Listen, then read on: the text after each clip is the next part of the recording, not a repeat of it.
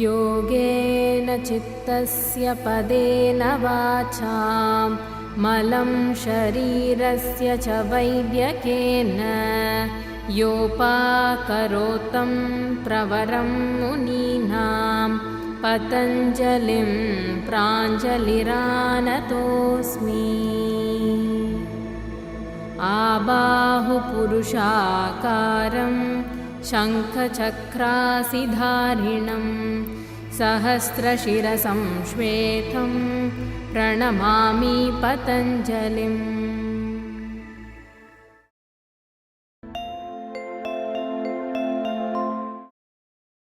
Hope you've been finding the episodes so far both useful and informative. In the previous episodes, we've been seeing very many sequence of poses, starting from standing poses, moving to forward bends, sitting asanas, etc. Hope every previous episode helps you understand the next episode, the asana in the next episode, a little better. You must be thinking why we don't have simultaneous instructions for breath while practicing an asana. Pranayama translates to breath training in English. However, that's not the complete explanation. Pranayama indeed is a very, very delicate, subtle, as well as a powerful state, and therefore succeeds the practice of asana in Patanjali's Ashtanga Yoga. The reason why pranayama comes after asana is pranayama requires the organs of respiration to be able to expand, contrast, hold varying volumes of breath, as well as function rhythmically. These functions are established in asana. While practicing an asana, the necessary flexibility, expansion, contraction, as well as tone is provided to the organs of respiration. For that reason, asana does precede pranayama. Also, during the practice of asana, every asana has its own pattern of breath. For example, Sarvangasana, Uttanasana are particularly exhalative. Some asanas have a retentive state.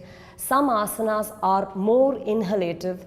In this way, every asana has its own breath pattern. That pattern must not be stifled. While you do an asana, you are experiencing that breathing even without your knowledge.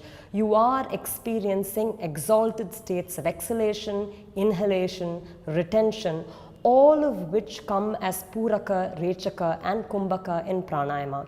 So these breath patterns must be established in asana first before they are particularly introduced by the practice of pranayama. For these reasons, asana precedes pranayama, after which one starts proceeding to a state where asana is done particularly for pranayama, and then we move to the practice of pranayama as well. In today's episode, we will see Janu Sirsasana. The literal meanings of the word Janu Sirsasana: Janu means knee, Sirsasana, Shiras means head, and therefore this is an asana which concerns the knee and the head as well. In this asana, one leg is kept straight, the other knee is opened wide, and then the practitioner moves forward in a spinal extension and touches the head towards the shin. We will now see the instructions for Janu Sirsasana.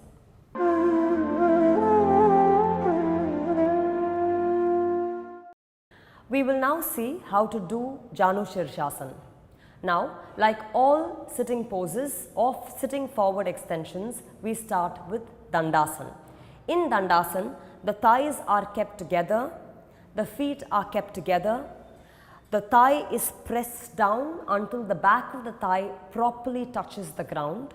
Similarly, the heels are lengthened away, the calf muscle therefore is also pressed to the ground, the shins are pressed to the ground, the knee also. By the thighs engagement and the shins engagement, the entire structure of the knee is also pulled up at the kneecaps and then pressed down. Heel is extended, toes are passive, but big toe mounds are active. Here, the practitioner presses the palm, rolls the shoulder back, widens the chest, widens the collarbones, raises the sternum up. As you can see, the thigh must be kept down, upon which the entire spine should raise up. It is therefore important that the structure of the abdomen lengthens away from the thigh. This should be a clear-cut separation. The opposite, where the chest sinks towards the thigh, shouldn't happen. Pressing the palm, rolling the shoulder back, lift the entire length of the spine up such that the abdominal surface is clearly separated away from the groin. From this position, the legs are opened hip width apart. By hip width apart, the outer ankle and the outer hip must be kept in one line. From here, one leg is bent and taken wide like Baddha Konasana, where the knees are opened wide, the entire face of the leg is wide.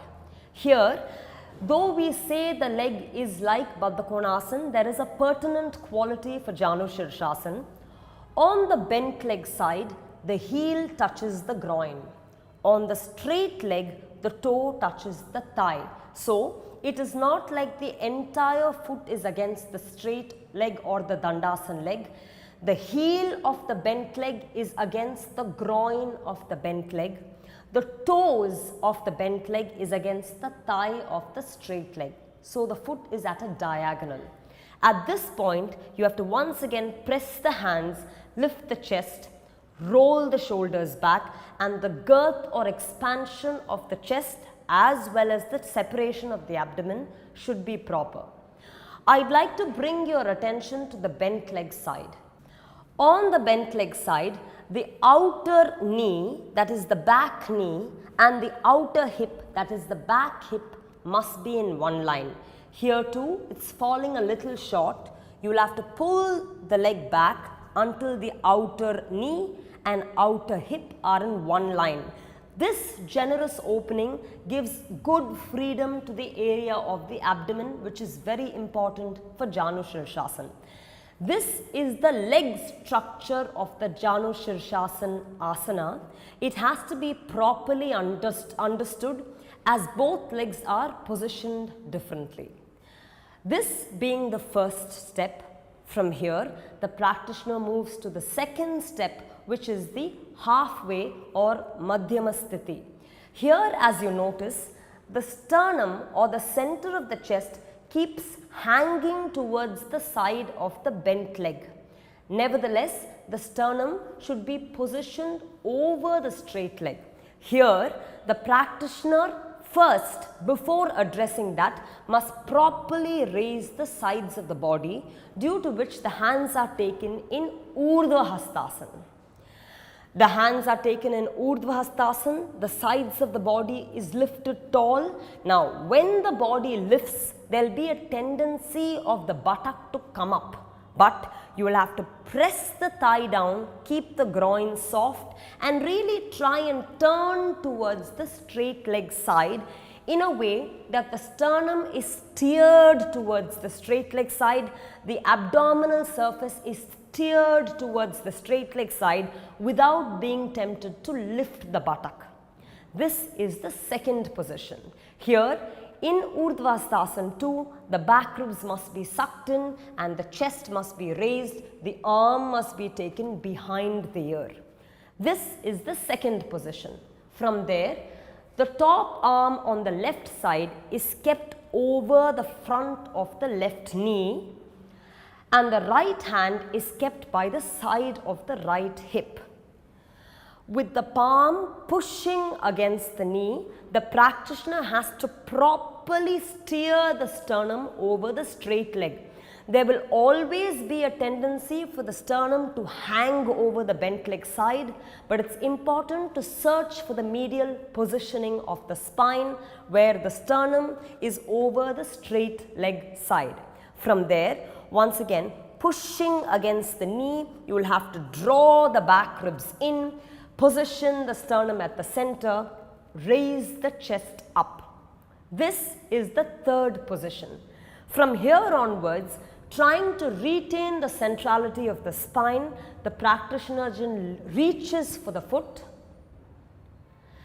hand holding either sides of the foot, holding either sides of the foot, once again trying to position the sternum in the center, pulling the back ribs in, raising the chest up, the elbow has to be locked.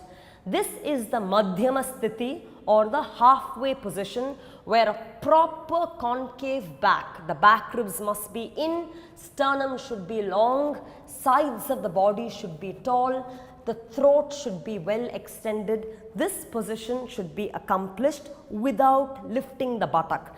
The buttock down, groin soft, sternum centered, body sharply raised up, back should be in concave back position. This is the concave back position, again a very important medial phase in the progression of the pose. From here, the elbows must be kept straight and the sternum should be kept tall. Those elbows that were locked in the Madhyama or medial position must now be pulled wide such that the sides of the body as well as the center spine can travel far towards the foot. It's not about the head dropping on the shin, rather it's about the extension of the spine. So the bentness of the elbow, that is the bend of the elbow, as well as the travel of the spine forward by which way the head finds its position on the shin should be the line of thought. It's not about the head crashing on the shin, it's about how the elbows can be pried open, the sides of the body can be lengthened, the center sternum can be lengthened, by which way the head finds its position on the shin. In this final position, the elbows should be crisply raised up, the head should be rested, the abdomen should softly rest on the thigh. The entire line of the torso is placed on the straight leg. This is the final position of Janu Sirsasana. For coming up, you will have to reverse the steps. You come back into concave back position with the chest lifted, and then the hands are brought by the sides of the hip.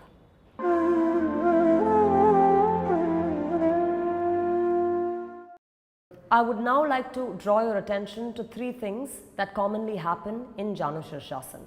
One is while going or progressing to Janu Sirsasana, sometimes the knee of the bent leg slips and comes forward. This is the first thing. Usually, while the thigh bends and comes forward, it constricts the pose, and therefore it's important to have the knee wide and the buttock pressed to the ground. That is one correction. Do not allow the knee to slide forward.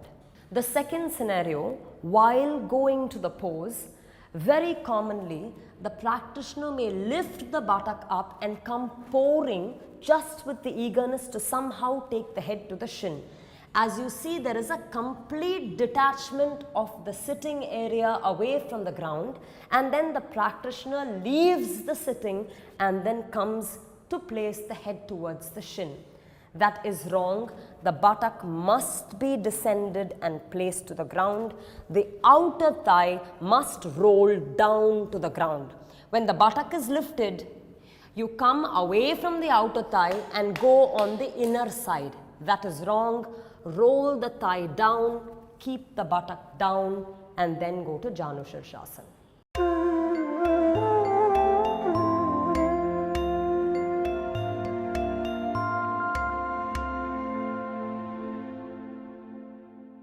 The third position, I would like you to watch the back ribs. Keeping the knee back and the buttock down, while you watch the rib cage, what happens is there is a skewed spine.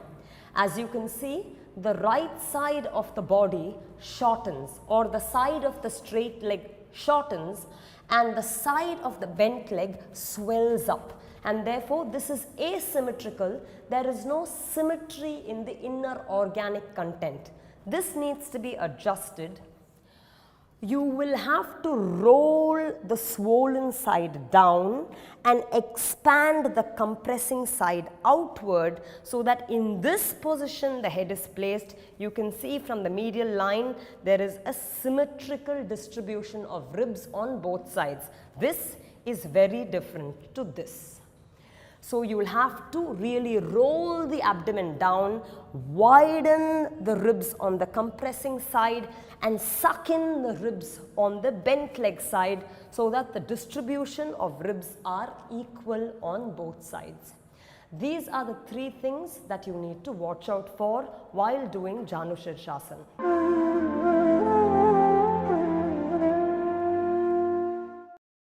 Previously, we discussed three scenarios by which a practitioner may go wrong. We are addressing the first of them, where the knee comes sliding forward. Here is where structures such as a pillar can be very useful. The practitioner now bends the leg in Janu Sirsasana, and then when you lock the front of the knee against the edge of a pillar, again I'd like you to see that it is the knee. We are not really locking the ankle or the metatarsal. You lock the edge of the knee against the edge of a pillar, and then when you then proceed to go to Janu Sirsasana, the knee stays put in its place and doesn't come sliding forward, and therefore the pillar acts as a structure that can block the knee from slipping forward. In this position, the practitioner can then confidently build the pose further, knowing that the knee is stabilized. He can then rotate the sternum, position the sternum over the straight leg, pull the back ribs in, rest the head, keeping the elbows sharp and lifted. And therefore, this is the first scenario where a simple structure such as a pillar can be used to further develop the pose. Another scenario that we saw is where the sternum is not positioned at the center. Usually, a practitioner will struggle to position the sternum in the center. The other repercussions of that would be, if the sternum is hanging to one side, that is where we saw that one side of the rib remains swollen and the other side of the rib remains compressed. We saw that in the previous segment. It is important to position the sternum in the middle so that the spine is medial and the ribs are also properly and evenly distributed. In a common scenario, when a practitioner sits in Janu Sirsasana, you will see that the chest remains leaning towards the open face, that is the gap between the two legs. Particularly, the sternum remains hanging on the bent leg side. Now, on his own, the practitioner tries to center the sternum, and when you try to center the sternum, you still, if I were to draw a line, the thigh goes up here and the sternum still remains hanging that side. So what can we then do in this scenario to make sure the spine can be centralized and the organic penetration of the pose can be even? One is to proceed from the previous action where the knee is wedged against the pillar. The side of the hand that is on the side of the bent leg knee can be brought around the pillar. Hands will be a little up. The pillar can be gripped and then the sternum can be rotated sharply. Here you use the sharp end of the pillar to grip. Gripping, you will have to turn the chest to the center, and the hand that is at the back will aid in rotating the spine further. So there is a pull force with the hand. Here there is a push or a winding force back, due to which now if I were to draw a line from the thigh, the sternum is centered medially. Now, this is one of the options. Another option will be from this position to quickly bring that hand, that is the bent leg side hand, on the outer side of the straight leg foot.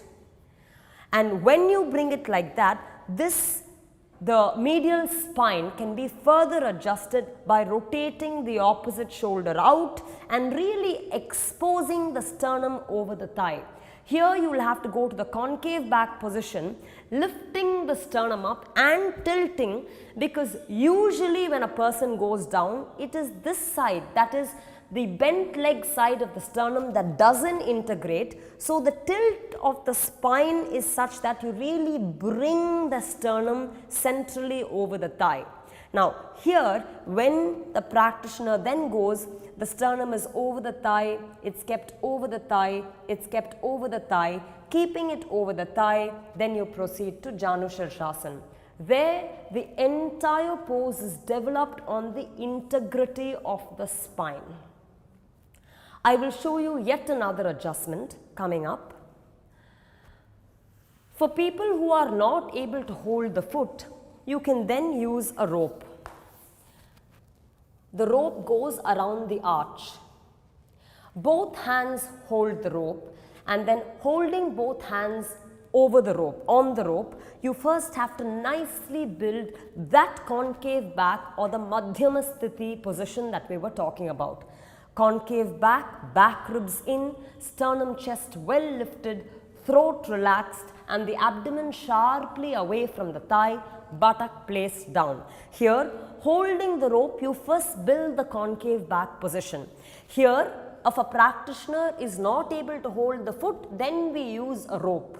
Now, to bring the sternum over the medial, you then hold the rope with one hand, such that the bent leg side hand holds both strands of the rope, the other hand is on the side, then keeping this generous length, release a little bit, keeping this generous length, the sternum is first built tall and straight, head is up, chest is up, keeping the, if I draw a line, as you see, the sternum to thigh is in one line. In this position, you then proceed to Janu Sirsasana, where once again you quickly hold both strands with two hands and then proceed to the final pose where the head is rested on the shin. Here you can see the rope also aids in bending or splitting the elbow wide, raising the elbows up so that the sides of the body are very sharp. A simple prop like a rope can be substituted also with a cloth, but you can see how effective it is in achieving various principles of the pose.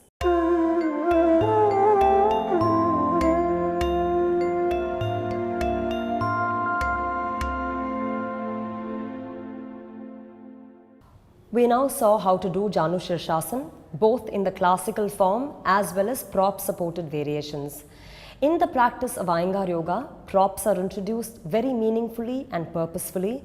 Props should be used wherever needed only and depending on the constitution and needs of every individual. In Janu Sirsasana, we have many benefits. Firstly, in the Madhyama Sthiti or the concave back position, the anterior spine is very well extended. And then in the full position where the head touches the shin, the posterior spine is extended. Hence, adding the two up, the anterior and posterior spine, the length of the spine is fully extended in Janu Sirsasana. The abdomen in this pose is wide open and kept soft. And therefore, the openness of the abdomen is because the knee is open to the side, and then the softness is by bending forward. When this happens, it is particularly useful for menstruating women, especially to cure or give relief to abdominal pain. Also, because of the posterior extension, the area of the kidney as well as the bladder is very well benefited. People with kidney as well as urinary problems find relief in this asana. Also, in the final position where the head is rested, it gives great relief to people with anxiety, stress, tension as well as depression, because the head rested state calms the brain as well as the nerve and hence acts as a rejuvenating pose. In the following episodes, we will see more asanas. Until then, happy practicing.